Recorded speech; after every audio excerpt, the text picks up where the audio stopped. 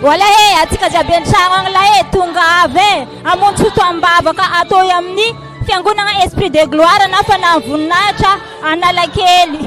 Fahagagana sy ny fanasitranana ny votoatin'ny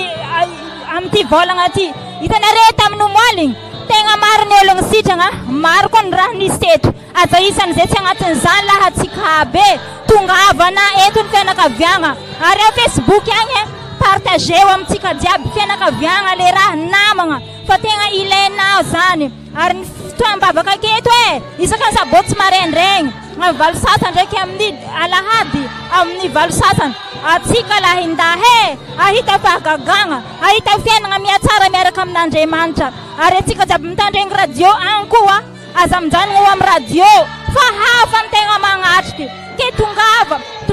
tongava ary ny pejiny pasteur Isidore Andranirina